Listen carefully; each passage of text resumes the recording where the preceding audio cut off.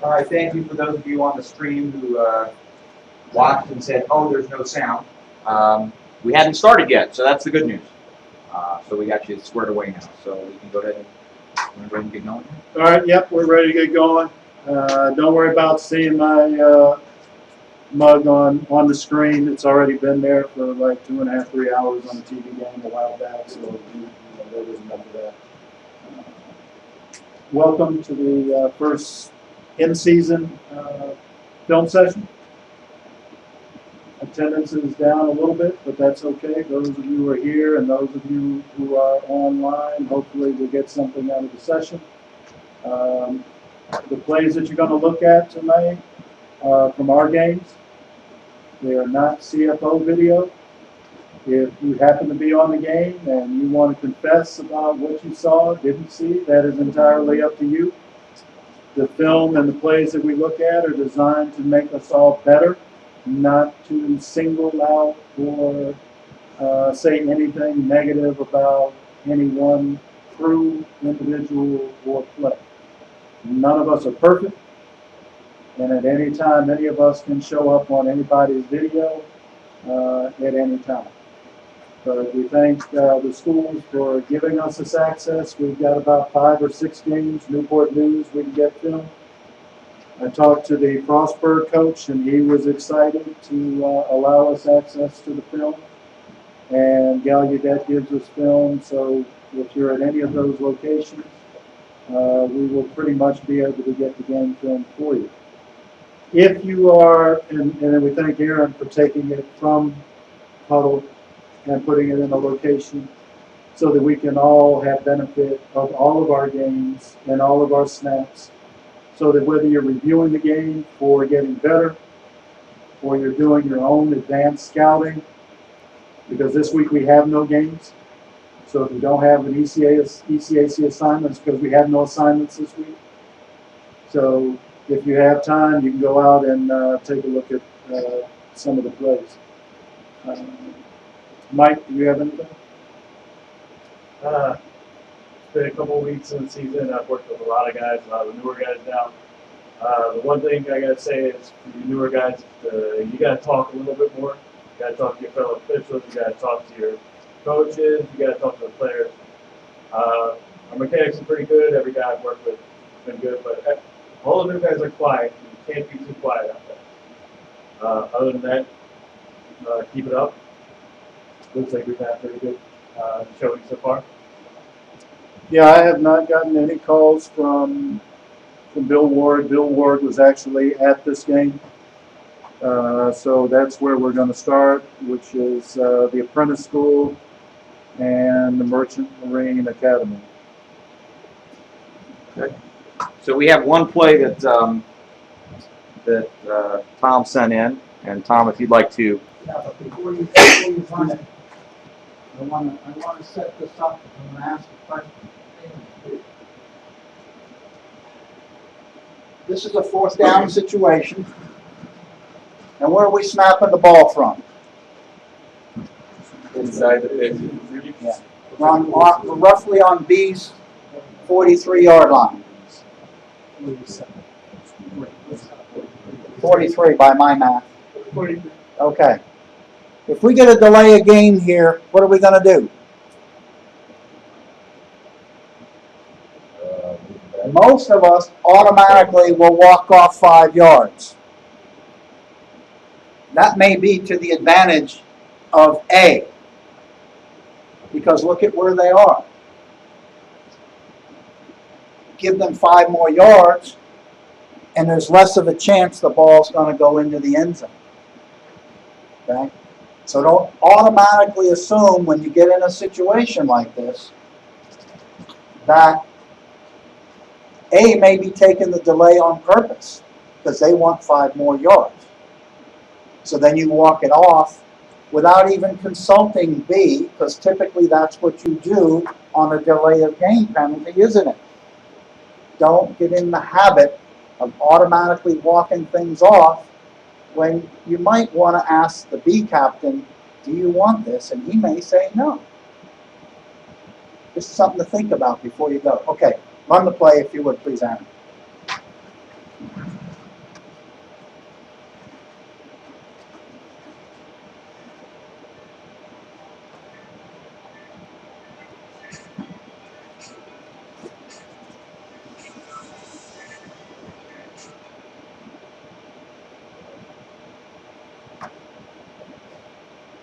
Now watch it from this angle.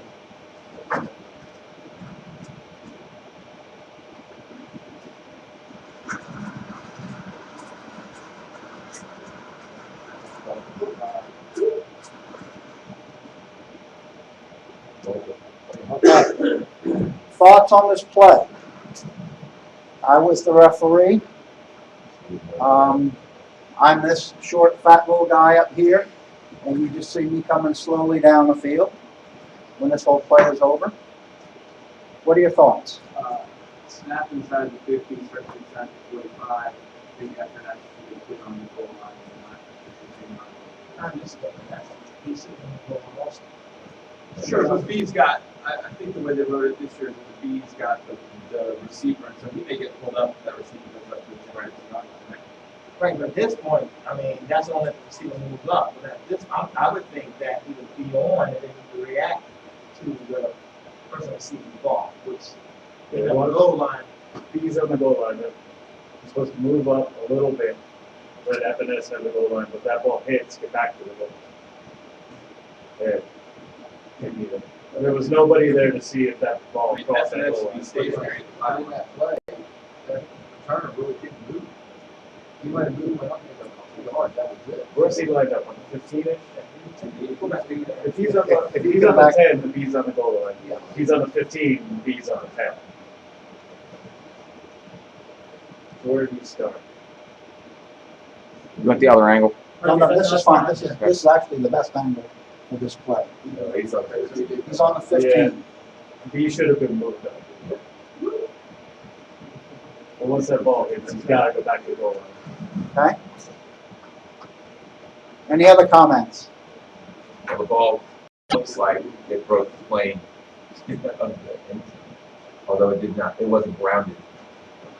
It did break the plane. How do we know? If you rewind, I believe we can see the defender reaching over the goal line to bat the ball back into the field. The right to take the ball at the 20-yard line, correct? Now, if I have illegal batting by A, how do I enforce A's penalties on a scrimmage kick? Wherever the substitute that ball goes. Is one option, what's the other? Or the previous spot. Okay? So he said wherever the ball belongs, the dead ball belongs to B. And since I had a touchback and they would have had it at the 20, had we done this correctly as a crew, and gentlemen, when we did this, all right, I don't think any of us thought we did anything wrong. I thought we just thought that we were doing everything correct. We would have gone to the 20. And how much am I going to give them for batting? How about I give them 10? Okay. So I believe it's 10. So if we had done it correctly, at least according to Bill Ward, who was our observer, we would have put the ball, or given the ball to B at the 30-yard line. If the ball didn't break the plane, Right, and therefore the second touch, the second illegal touch was not in the end zone, right. then even if you had a flag down for batting, he would be likely to decline that foul, correct? No. Because by accepting this foul, they lose the privilege of taking the flag for a illegal touch. No. Where would the play have ended?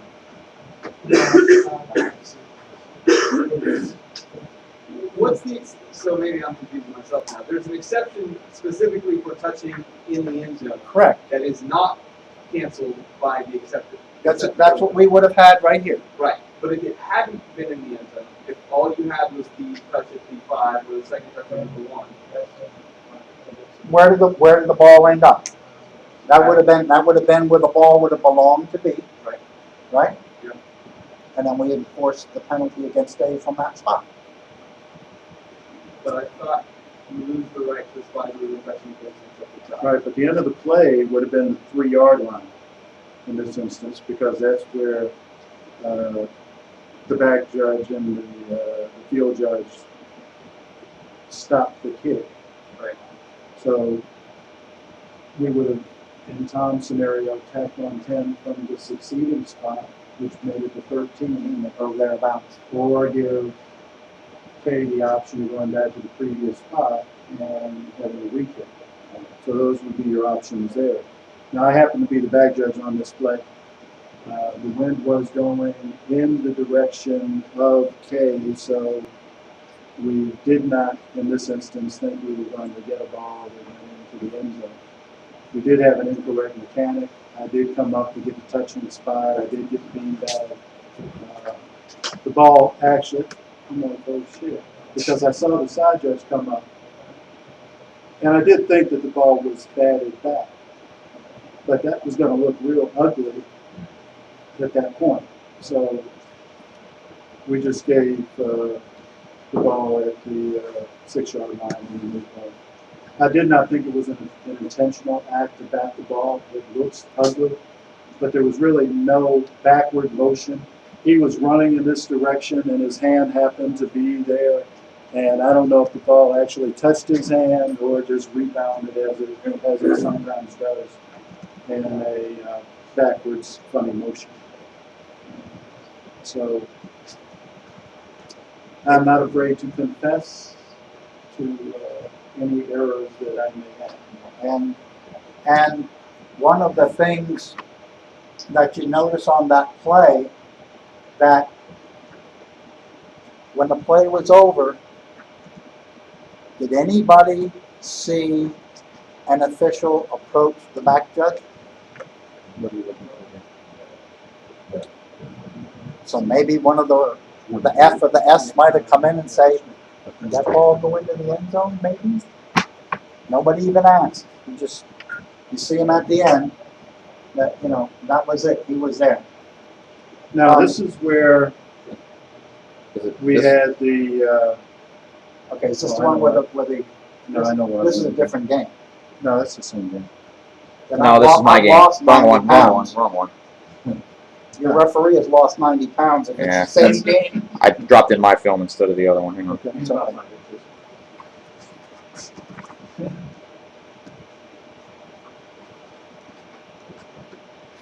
Show list. So you wanted All right. about 20 But while he's pages. lining it up, I'm going to ask you guys some rules questions. You know Everybody where you ready? want to. Get your pens and pencils out. Give me the right answer. We have the end of the second quarter or the end of the fourth quarter, It's going to be around here. and we come down to 2 minutes. What happens?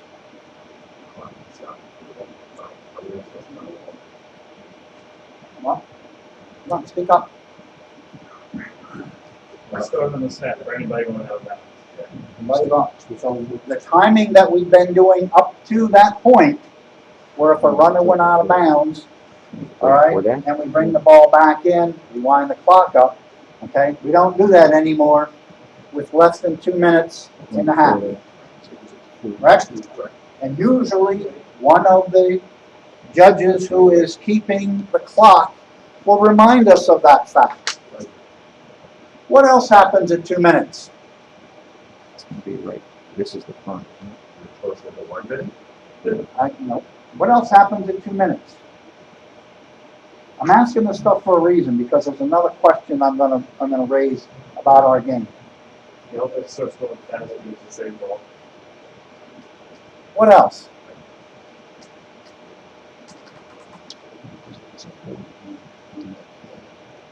If you do not have a visible clock, what do? You give a 2-minute warning to each bench. When do you start the clock? Well, whatever the situation. No, you start it on the snap after you give the 2-minute warning. What else goes along with the 2-minute warning? It's got to be before the. No. It's like 23. You will allow a member of the team to go outside of the team box to shadow the official up and down the sideline to relay the time to him. You will allow somebody out of the team box for that purpose only. That's at 2 minutes. Now I hit the one, yes, sir. Is that without clock now? That's without a visible clock. Okay? If it's a regular clock, you don't even do any of that stuff. Now we get to the 1 minute mark. What happens? Possibly that's possible. All right. Again, hopefully somebody, one of my judges that's responsible for clocks, will let everybody know we're less than a minute. What should that trigger to my wing officials? And there are 4 of you. Special awareness to injuries, helmets, and fouls that were caused by the time. And what about them? You have the opportunity. This is 2nd and 2, should be 2nd and 2 from it should be this play. I know that. Do you think a captain has a clue whether to do a 10-second runoff or not? No. See a foul from the So umpire. who does? Umpire dropped the foul. So who's close to my coaches? This is the play. My wing officials. Your sensitivity level ought to go sky high at less than a minute, because there could be the potential, the injured player, the helmet coming off, or the foul that stops the clock. Back here. Hey coach, you're going to have the option of a 10-second runoff. You want it or not? Yes, I do. Thank you. You get that in right away to the middle of the field, and they will then relay it to the other side saying, you have 2 timeouts left, coach. Do you want to take one to avoid the 10-second runoff? Yes or no? And he'll give you an answer one way or another. It took us almost a minute to get that kind of information in this game, because the play, it's not here because the white team had the ball. We had 46 seconds remaining in the second quarter. When the play was over, the helmet came off of one of the Merchant Marine Academy players who's wearing white, and it took forever to get a decision from the Newport News coach as to whether or not he wanted a 10-second runoff. And we're running over the field, trying to get information from him. We finally get an answer. Then I got to run back to the other side, and Bill Ward said it looked ugly. And I'm sure I looked ugly running around out there on the field. Okay?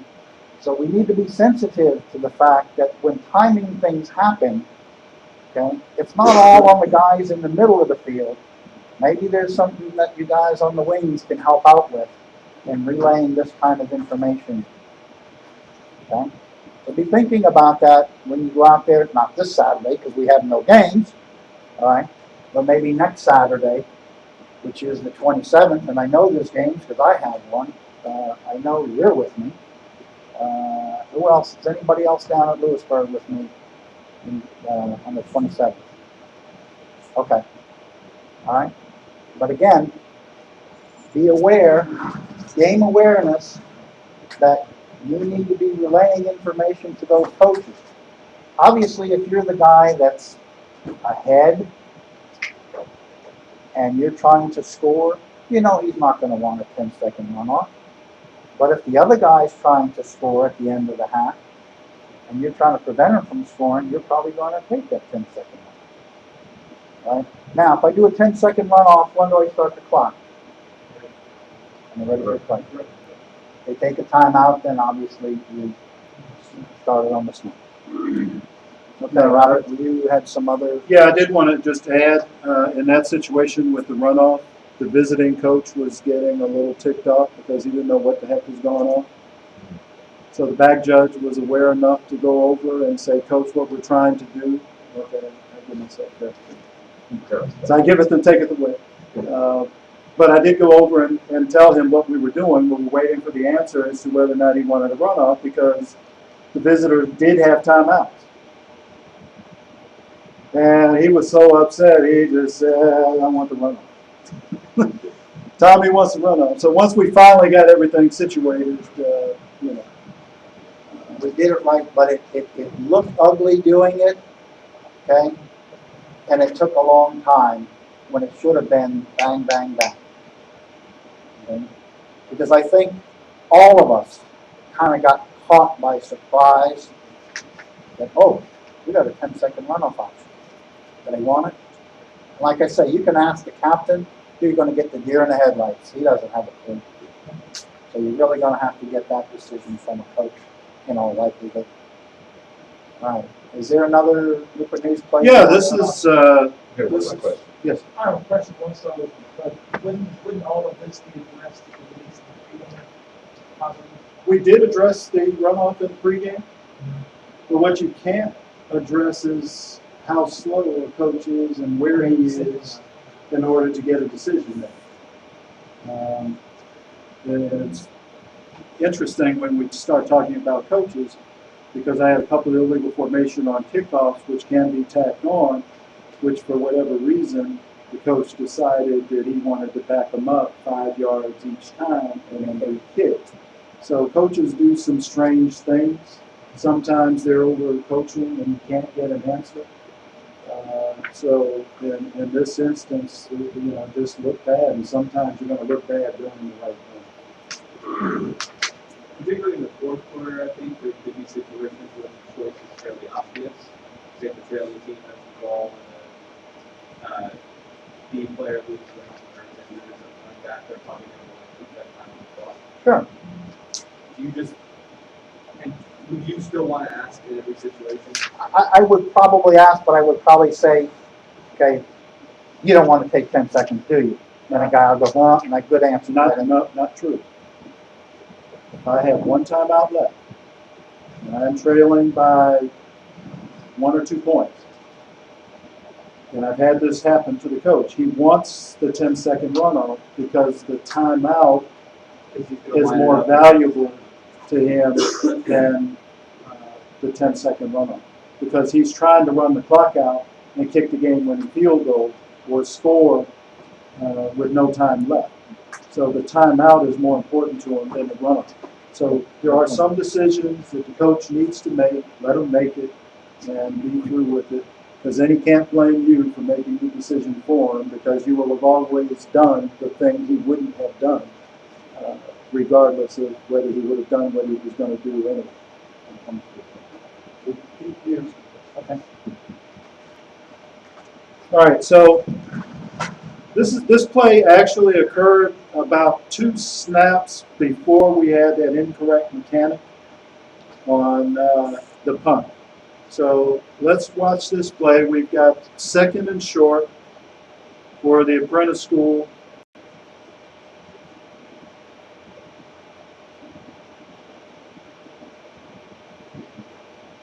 And watch I believe the action was on the left tackle, or right there on 55. I'm not sure which, but we had a holding call on that play.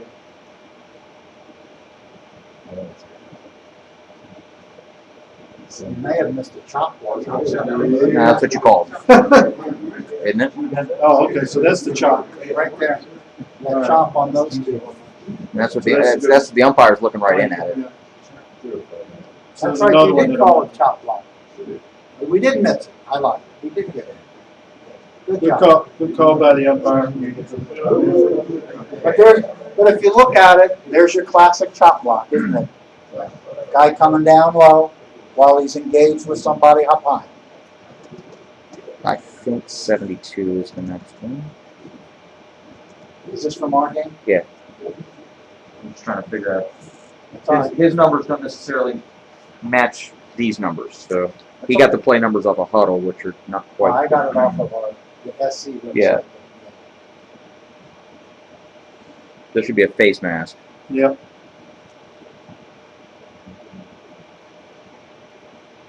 And Bill asked on this question, I think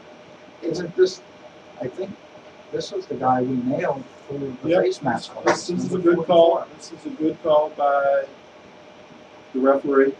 The question that he had was, could the L have assisted on that? Because the L is on that side in the first half. I thought he threw his flag too. Yeah, he did. I'm just telling you what the man said. Now, That's- My question on this is with the wording change about any personal foul against the quarterback being roughing the passer. Back it up. Granted, it was before he threw the ball. Was he in a passing posture? No, he wasn't. Not when it was grabbed. It was a runner. Okay. Does it matter who's roughing the passer? Not in this case. It doesn't because we're going to tack it on. But Right, but but the rule is if a guy is in his passing posture or whatever, and you do something to him, okay, that's the one that you're going to call roughing the passer by whatever. Now, you're not going to, this wasn't targeted, of course. But, all right, stop this for a minute because I have a question. Were you on the visitor sideline in the first half? You're on the home team in the first half. I don't know if it's one of the ones you played, you picked up. What do you do when your stakes break? yeah, I was wondering that. It looked a little rough. I was going through the film, and you can see the guy didn't let it go, and you can just see the thing snap in half. And it took us, what, about 2, 3, 4, 5 minutes, because they tried to put it together without taping it, and they finally got a trainer to come over. I don't know, did they put a tongue depressor or something for a splint, or did they just tape it and hope for the best? How long? Yeah. How long did you run? What was your run time? 2 hours and 30 minutes. How much? 2:38. Even with all that? Yeah. They must have run the ball less. No, I'm just fast as hell. The guys that work with me will tell you that. I don't wait for nothing. I am too. No, I don't wait for nothing. No. Not bad like him. No, you'll still be in the first quarter when I'm done. Okay, and it's a contingency issue, okay?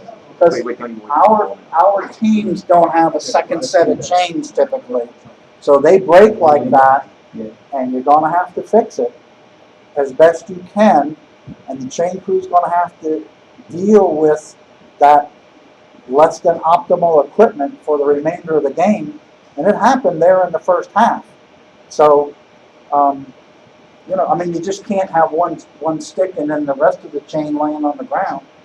You know, you need something to hold the other end. But it's a good thing to think about when you're out there, okay, during that hour when you don't have a whole lot to do after you've done your pregame duties, you know, just say, hey, by any chance you guys have a second set of chains? Probably the answer is no. That's okay. Then you just make sure that if something happens to those chains, you got some way to patch them. All right, so you can continue on with your ball game, whether it's the chain, whether it's the box. In this case, it was one of the stakes. And if you happen to look at the video, okay, you'll see clear as day, they didn't drop it. Guy ran right into it and snapped it. All right, so sorry, Robert. Take No up problem. some time. Watch your keys, see what we got here.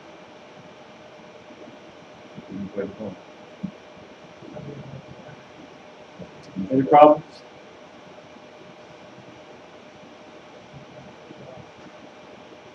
What's the low hit below the knee and quarterback? Got him at the waist. Keep that and the defender's not playing the ball.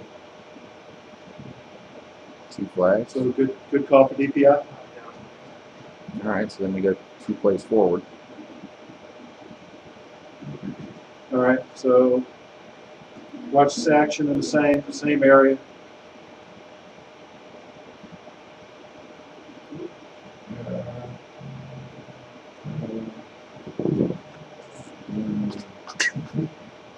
Tell me how you really feel, Billy. Nobody have an opinion?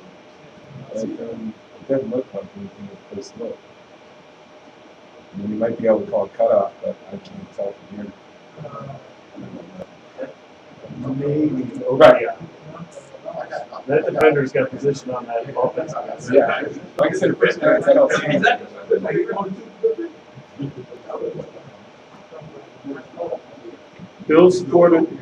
Bill supported the first call. He wasn't too thrilled with this one. He said, take a look at it on the film. We did. It's probably a good no call in that situation, or you can potentially go with OPI, as Mike said, because he's going over the defender. The defender has his right to position, so just be aware for the deep officials. Did you and the S talk about that for a second? I don't think he threw a flag. I think it was the two wing guys. I didn't throw a flag on that. Did you notice his throw was the two wing guys? The reason is, okay, as the back judge, I'm looking over, he may have had something on the backside that I did. And he did say he had a grab of the jersey. So I'm done. When he says, you know, what he has, I'm through. So you did talk to him? Yeah, we did have a brief conversation. And there was another situation later on in the game where we had a potential, well, we had DPI, but the pass was ruled uncatchable. But then the headlinesman said he had a hold prior to, which is probably why the pass was uncatchable. So while we did have that conversation, the back judge came over and said it was uncatchable. He said he had hold prior to, so we went back and we gave the referee the holding call and we moved on. This should be a hold on the left tackle. No, this is 91 offside. Okay, yeah. All right, watch this play and let us know what you think. This actually is what started just before the half, which started, I think that just preceded the helmet coming off and the delay. Why did we shut it down? Go ahead, just watch it.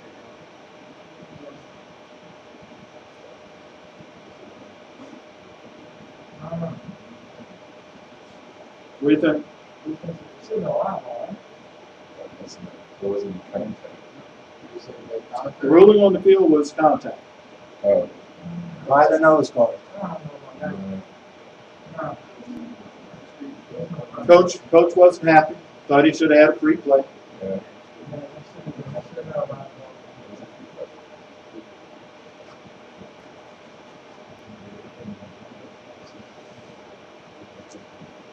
Now, wings, in this situation, you may have encroachment, but if that's the nose tackle, kind of let that one stick with the umpire, because if the umpire doesn't hear the helmets touching, or if it's not loud enough to hear the helmet touch, then we probably want to just make that a live ball foul.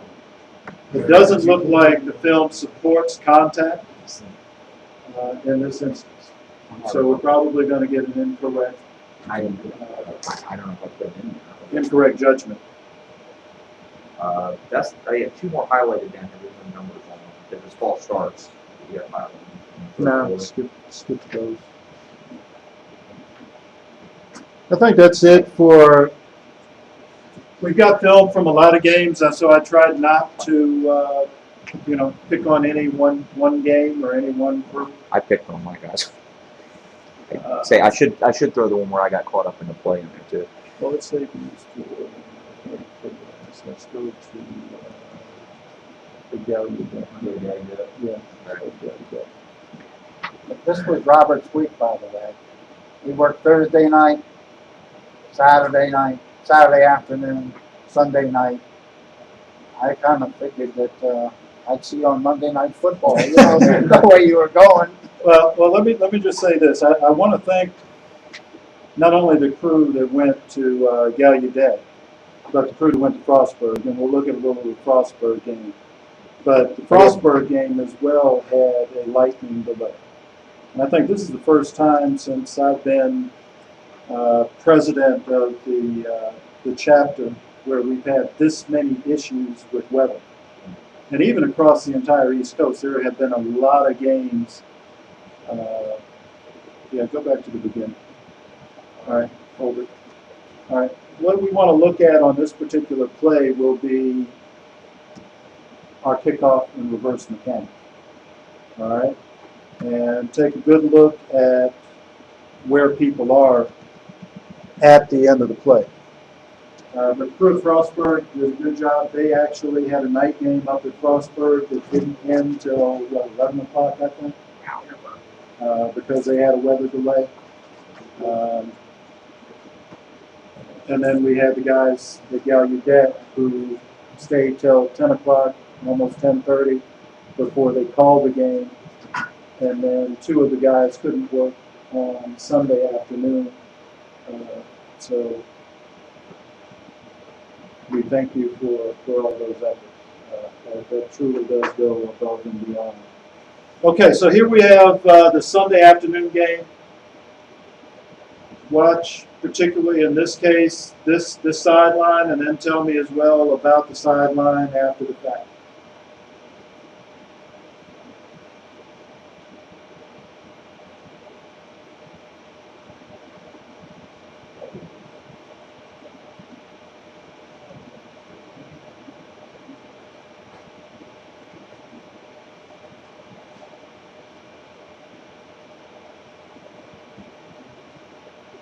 They not have a functioning school board? Yeah, it was there, just a sunny day, you can't see it. And stop it there. This is RS. Should be back here at this point, because he's not going to get the spot. He's got, I didn't, like I said, Okay. I like the umpire's position here on a play coming in out of bounds. He's coming over to support. Referee is there. Looks like it was a good job of dead ball officiating in that situation.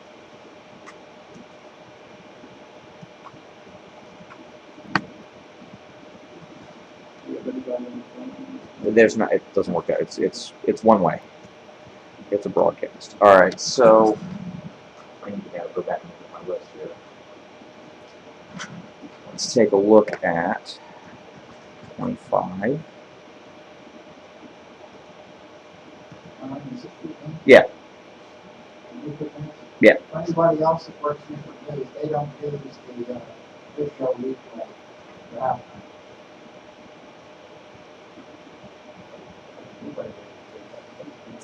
We have a block in the back that the line judge calls over here on this side. We need to see if we get a better look at So it. first half, line judge is going to be over on this side. Yeah. It's going to be number. It's going to be right here.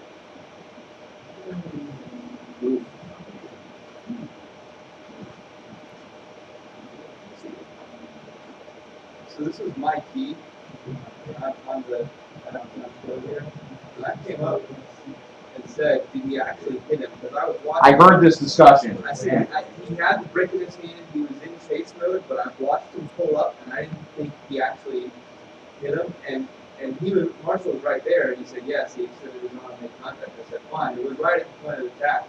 But seeing it on film, I'm not, I just don't see it. yeah. I just don't see it. Yeah, he never extends his arm. In fact, he actually keeps his arms down. He's got it in. He's got it tucked in, so he did not.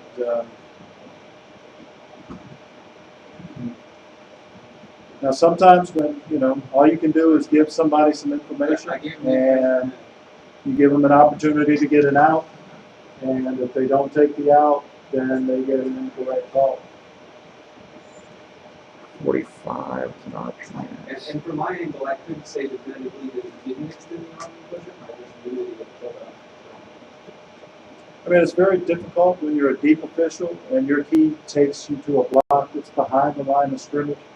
So you're in essence going to either throw over your tandem partner. 2 fouls here. That's right. So that's a difficult one. I think it was handled correctly if you brought the information to him.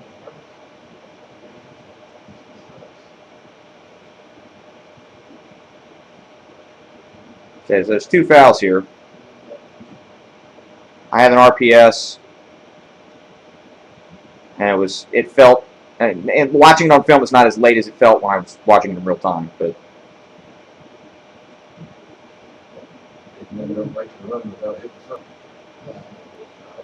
Not a horse collar. It's just Not a horse collar. I just had it as late. He Now, didn't need the hit here is probably a good call for unnecessary on the quarterback who is vulnerable. right. And then we have at the end, and you can see it on the tackle. Drag him down by his helmet. He took him by his face mask. Yeah. He took him by the back of the helmet, I think. He grabbed him under the helmet of the back and flipped him over. Okay. That's good. Yeah. 72, catch no catch. This is our back judge here who requested we take a look at this. Okay, the same. We'll start with the angle that isn't going to help us at all. I declined the roughing and took the face mask at the end of the play.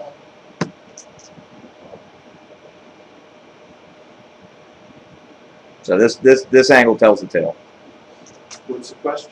Catch no catch back in the end zone.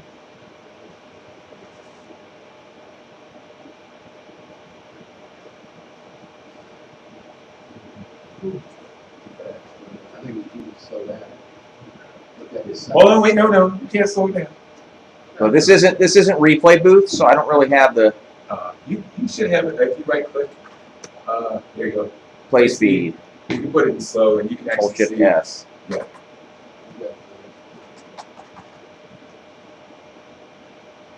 Wait for it, pause, okay. His right foot, when it gets in his hand, okay, right there, he's got it. But watch, there Yeah. you go. The other right. Yeah, right. Watch the rest of the action. He had, well, from where I was when I looked at it real time, it didn't look like he had control of the ball until he was out of bounds.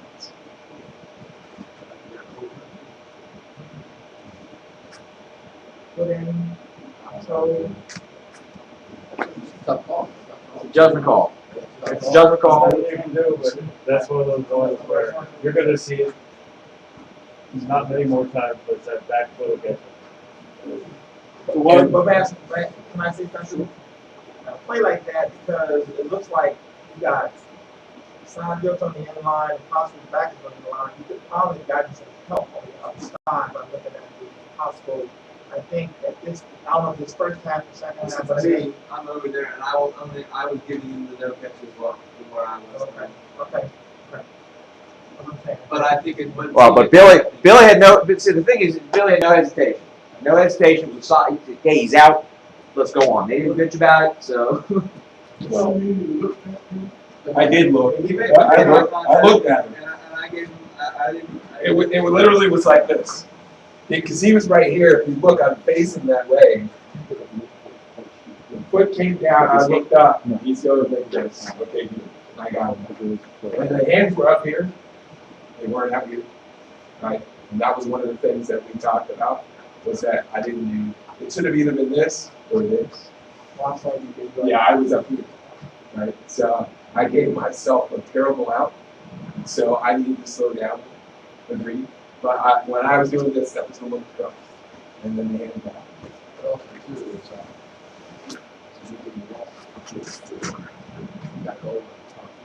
Right, I was really, That's not fair.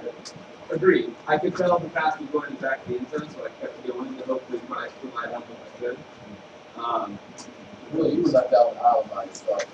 Was that- right there, so that- Yeah, that one's gonna be all back there. I'm not even gonna look over you because I don't expect you down there.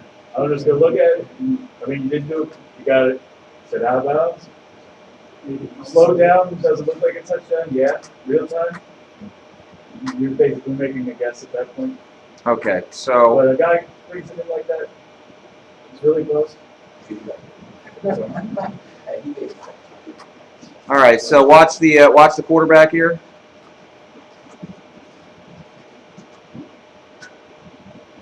Flag is for an illegal forward pass. Oh, we got there. Yeah, we had back judge got in there and took care of them. But we do have a flag for an illegal forward pass here, and it actually is better. You can actually see it on this a little bit better on this angle, and it is indeed a forward pass. So if we actually back up here, because Marshall is the is the L here, and he agonized over this one. So this is the quarterback here. I didn't know I had to look at it. So yes, there's the quarterback, high snap. There wasn't play clock. He's beyond the line of scrimmage. He's standing on the 47 when he releases the ball. The receiver catches it at the 46, 45 and a half. So yes, it is an illegal forward pass. I'll give Marshall credit, he's seen the quarterback do it twice in the backfield, and he said it both times. That was a forward pass, yeah. And then this time he did it beyond the line. Yeah. So he vocalized it, and it was, and we knew it, he knew it was coming. So Really ends on the figure.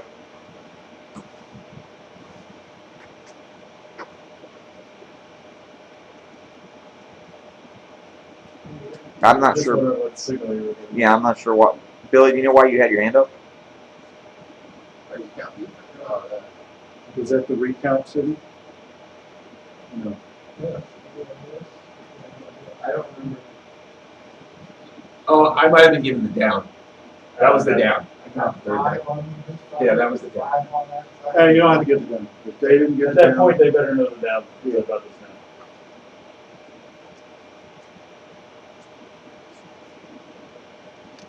Watch it. There it is. Get in there. Get in there. All right, so I'm gonna look at 96.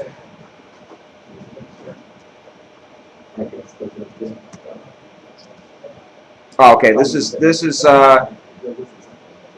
whether or not we have an illegal block in the back on the return. Looking at 27. It's in this neighborhood, I think. Yeah, it's the. Yeah. 27 wasn't really happy when he got out. Who is it, Billy? It's 27. Which is Mr. Starr caught it. That's like he would. this guy right here? This guy right here. Okay, this guy right here. It's gonna get hit. He's gonna be. Oh yeah, yeah. This guy got him. So Yeah. yeah, we had a little bit of. But when you look at it from this side, that's the slow it down, stop it. Yeah. So remember, I said the whole thing in the clip, right? That was second half kickoff. Stay with your team. Stay with your team. Especially at the point of attack.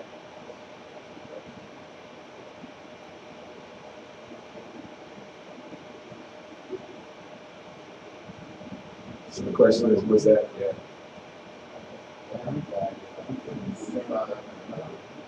We did. Well, we did. Did you get him? Yes, 45 and 41 got fouls here, or maybe not. We got 45 and 41 on something.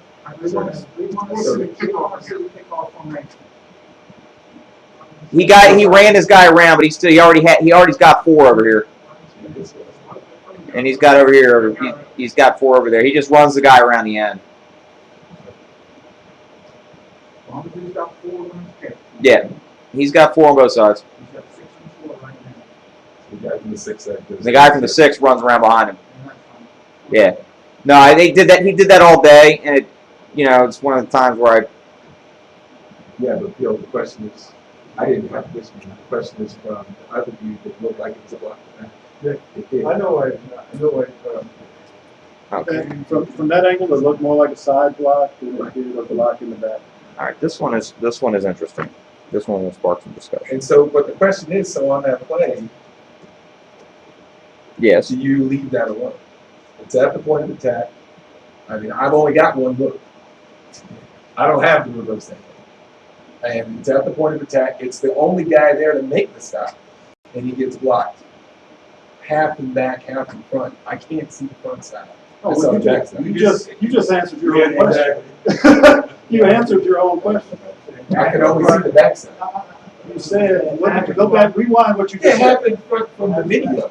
From what I saw one in the back. I can't tell if the other arm is in the side or in the back. Then if you can, Then leave it. Okay, that's fine. because you answered your own question. If you don't see clearly 2 hands in the back, Okay, that's enough. Okay. That's something that you can write down on your card to say, let me look at that on film, but don't penalize somebody for what a maybe, we don't do maybe calls, Okay. okay? And as I told, some of the newer guys that we just started, officiating college football, now's the time to put away the baby pants and we put on our big boy pants.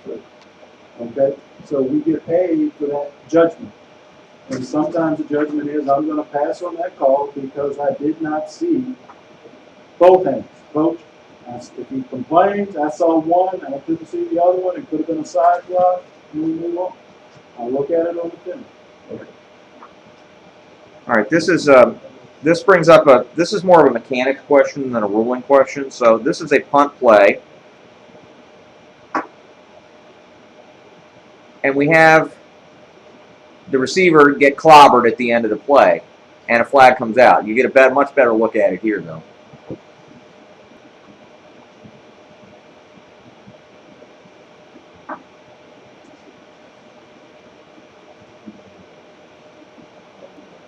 Okay, so the ruling on the field was that he gave an invalid fair catch signal. So he shut down, and back there, Brightly and everybody back there shut the play down because he gave a signal, so he's not going anywhere. Play's over, right? But then he got hit. So we put a flag out. The question is, we got a flag out. I came over, said, "What's up?" They said, "Well, he gave me a invalid fair catch signal, so there's no foul." Okay, so it took me 15 seconds to try and make the microphone work.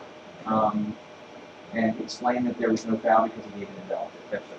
The question that we have on that, and we discussed this in postgame, is do we need a flag there? The answer is probably no. But do I need to make an announcement that there's no foul if we don't have a flag? Because what everybody sees is that we're killing it because it looks like a fair catch, and the guy gets flopped. Go back. Well, he got hit. Yeah, no, that. It was not a okay. It was not a personal. It was not a. It did not rise the level of. It would have been KCI had he given an actual valid signal. My case, it would have been personal. Or personal foul, yeah. And it almost looks like he leads in with his hat. You actually may get better view of the contact. Yeah, there definitely was some contact. There's no doubt about it. So the question is, But it does not rise to the level of contact that we want a foul call on. correct. Right. So if he, yes, if that was a foul, That's the takeaway. well, Yes, there's contact, and there's sometimes always contact. All right? But just like there's always a step or two or 3 or 4 after someone has given the getaway signal and you shut the play down. So those are not the quality calls that we want to make in that circumstance. Well, we didn't. yeah, we didn't. The question is if that was a valid fair catch, do we want to find out? No, you just shut it down. Any signal shuts the play down. So I said if that was a valid fair catch, then the same contact occurred. there's still We not. believe that. Okay. That's what I was. Still, that is not a big enough foul to. Let's put it this way, the guy running down on the kicking team, the receiver gives a valid fair catch signal, and as I'm going by, touch him on the foot. Did he knock him on his butt? No. Did he rough him? No. Yeah, he ran into him, but it's kind of like no harm, no foul. Now, if the guy going ass over teacup, then you probably would have thrown the flag, okay? For a personal foul, or you could call him a defensive player or whatever you want. But just because he physically made contact, okay? Again, that's what you put your big pant boy pants on, and you say, that wasn't enough, coach. Yeah, I saw him touching, but it doesn't rise to the level. David, who do you yell at? The person's not going to be happy that you let somebody touch the player. Look at that guy and go, don't do that anymore. Yeah. Come on, he gave me that. Coach, he was trying to go around them, and just some incidental contact, there's incidental contact. Go for goal. You know. All right, this is. I only have one angle of this. I'm not happy about it because I wanted to see the other angle. But this is going to be a hit on the quarterback. and you can't really see it very well, but he hits him high. With what? He gave the flipper up into his chin, essentially. And the question, I mean, I called this RPS without it immediately it was easy for me to call that. The question is whether or not I have targeting, and you can't really tell here. You had, well, It wasn't enforceable. Slow down, slow down. Like the number three. Up in the chin. That's not enforceable contact, I would say. I don't think you're correct. definitely not target. And if you call targeting on that, and you want to sit somebody down, and Bill Ward has to explain that to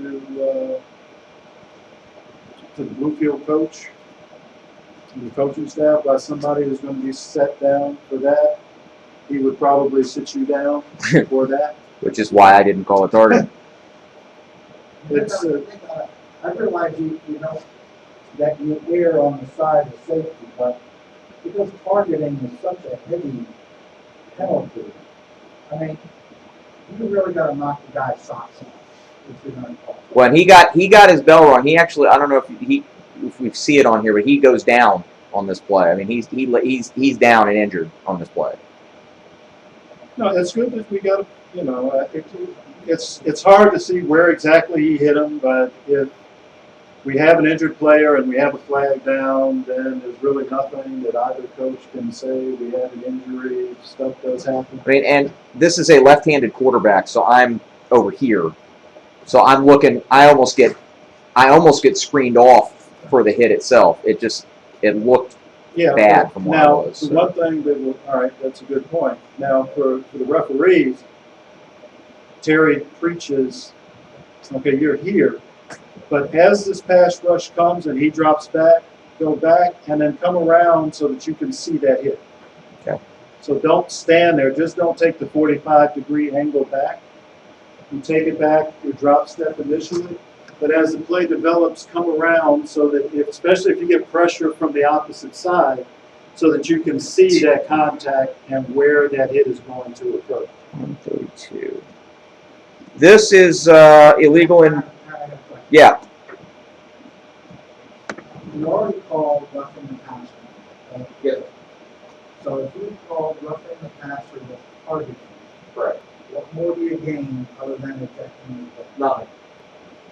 Which is, again, that was my thought process was, I don't need to do that. That's right. Yeah. And I think that's a very good thought process. Is what are you really gaining? All good is toss and play. Possible. And I didn't think it rose to the level of toss and play. And all you're doing is going against the wishes. Creating paperwork. Well, you're going against the wishes of the supervisor. Right. Who, in that instance, isn't going to give you the total support because it wasn't big enough. He will support it if the film comes back, but he really has already given us our orders that he really doesn't want to have a targeting foul with an ejection. Okay, so this is You call him after the game. You're going to say, Bill, this is Aaron Coleman. You're going to say, don't tell me you had an ejection. Yes, I did. all right. So this one, Billy was talking about this earlier. This is illegal in 38 states.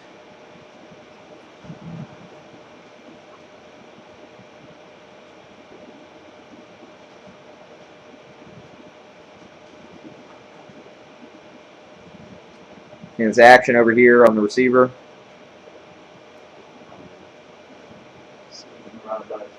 Yeah. The question that we had there was, as soon as the pass was thrown, why we didn't have a flag from the S. That was his key, right? Was that your key or his key? That was his key. Why we didn't immediately get a flag from the S? Because he came to us and said that he would have had a hold anyway had it not been DPI. The contact was all the way through the play, so he would have had defensive holding. As soon as the ball gets in the air, he needs to, and he can already throw on it. Yeah. So you're watching this game.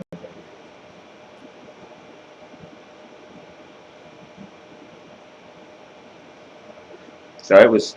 I mean, there was. It wasn't anything until about. Yeah, exactly.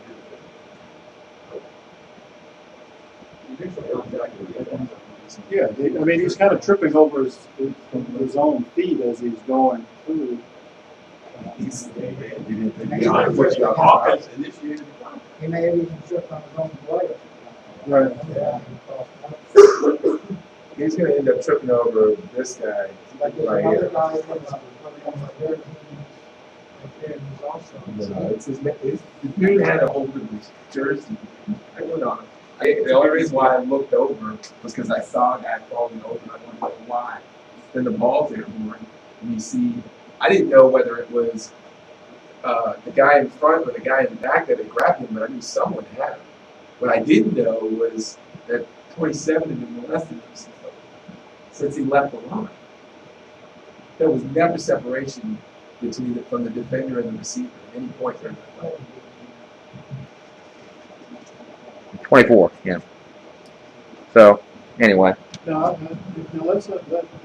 we have a point to make here, okay? Just because you see a jersey pulled does not at this level mean a flag, I agree. okay? No. All right, I want to make sure that everybody hears the message, whether we're live and in person or on, streaming. Just because we have the jersey separation, but that separation does not cause the offensive or defensive player to lose their feet, you have nothing. This is big boy football. You're going to get a grab. And, even in the Little League, I get upset. Just because you see a grab, you want to get a foul and a flag. This is big boy football. Let them play. They run through it, they run through it. He takes his feet away, you have something. It's grab in the script. and, not grab flag. Okay? So if there's not something after the grab, we have nothing. All right. This Talk is your way out of fouls and not into fouls. And we'll get the number of fouls down to an acceptable level that'll be easily identifiable on the film. Okay? That's what we're trying. This is the point of watching the film, is to get the number of quality calls up and the number of marginal and incorrect calls down. This is most definitely a foul, although we called the wrong foul. Watch the action over in this area.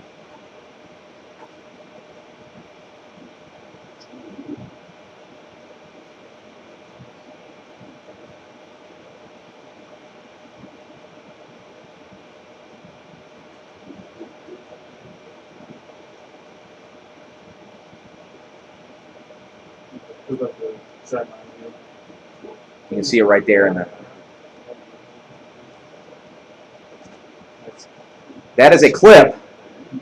We called it a block below the waist, but it's the same foul. So we reported it as a block below the waist, but that is a clip.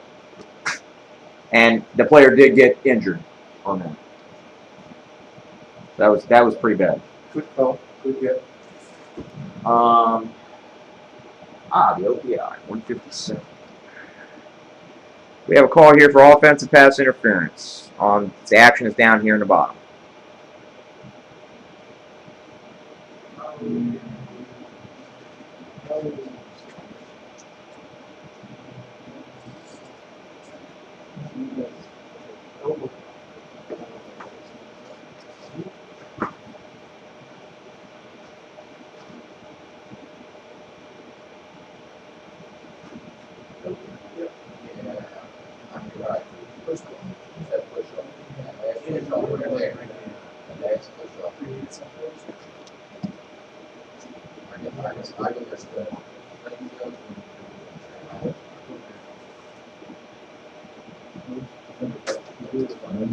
Fine there, I mean, we did that.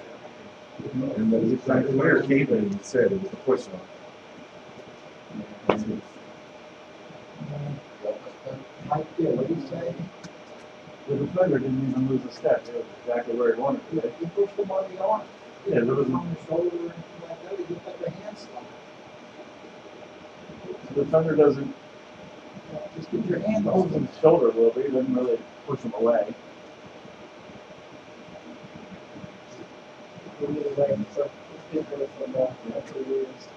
I'd let that go. Go through the Anyway, flag. this level, yes. B.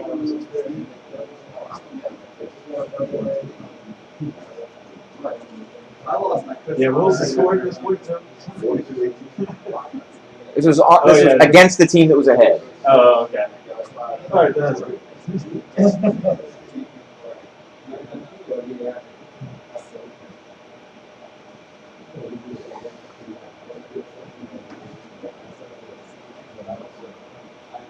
I'll put that in the technically correct, marginally necessary call. Was there an arm extension? Yes. But to Mike's point, it was really, again, the defender never lost a step. He played the ball poorly. Don't bail out sometimes the defense. That really wasn't enough to get an OPI. Yes. We got sunburned in the first quarter and completely soaked in the fourth. So, but we got it done. Watch the action up here in this area.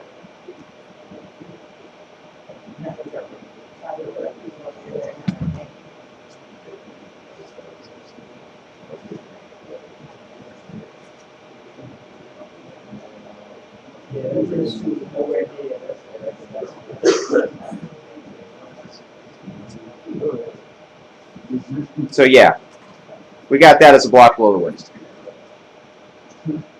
Why? He wasn't intended to. What time was it then? It's about 4 o'clock. 4 o'clock? No. Why is it 2 o'clock on the nose to me?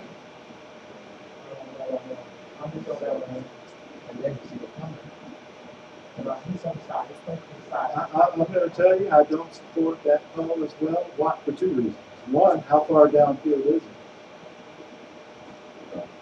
Okay, the blocking below the waist restrictions are 10 yards down. And at 10 yards down, beyond 10 yards beyond the line of scrimmage, you can begin to block back below the waist towards the ball. But in that instance, the defender sees the block coming. And when you see the block coming, it is Yeah, he's not, in front of him. Okay. it's not a foul that we want to make. It's not a quality call. So you have to know where. So The H put this one down. I mean, that's not coming from 3 or 4 o'clock. I think he's actually ahead of him here. yeah. The defender's running away from it, as opposed to towards the defender. So I think to use Terry's language, he blocked what was presented to him. Here's 32 running this way. Here's the block. He was, I mean, yeah, he was kind of in. That's not a block, a call that we want to make. Yeah, he got the front. Where was the initial contact? Looked like it was right on the front pad. That's between Dan and 2 in my book. I don't know if I have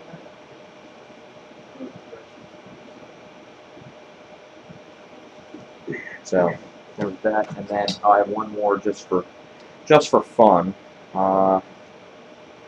It's not something I think I've ever seen before. Again, this is it is now raining heavily at this point, and Red has the ball on about the 2. And you can't see what happens from this angle, so let me look at the other angle. Watch the snap.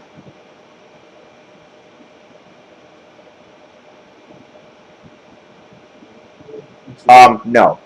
And it never gets to the quarterback? No. And the center starts running with it. So we shut that down for a snap infraction. An illegal snap. So I've never seen a fumble this year. But did you notice how late the snapper was? The rest of the line had already moved before he even started to move the ball. We had something. I'm calling something on this. I don't know what it is yet. I'll figure it out in a second. But I've got something. We got to shut this down. What's the rule on substitutions, Tom? What? What is the rule on substitutions? Well, you gotta get the offense started. Right. Do we have a problem Not here. there? Oh, And we had different news. We had at least one situation where the substitute came on and didn't come inside the 9-yard mark. Wasn't even close. It was maybe at best not far enough. Something to think about. Don't lose sight of that when teams are looking. We're all worried about giving the defense time to react and all that. But remember, the substitutes have to come inside the 9-yard line. So we just need to come out and stand there near the sideline. And I think we missed something out here.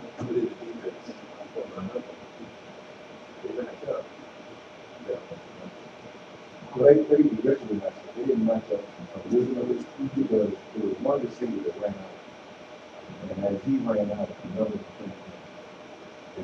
And they were outside.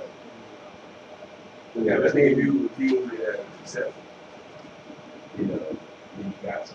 But they don't go in the line, you just recognize. You're right, but it's a talk to also. Absolutely. You know, first time you say, hey, coach, remember, you guys gotta give me some, and don't make them run all the way, but if they get close to the number, that's enough. it's close. What's the intent of the rule is what Ralph is saying. You can't be using that to deceive, and the philosophy is if you get out by the numbers, you've made yourself visible enough that the defense can see. But they had, as Daniel was saying, there's a situation where a guy ran off and the guy came on and he went partway out.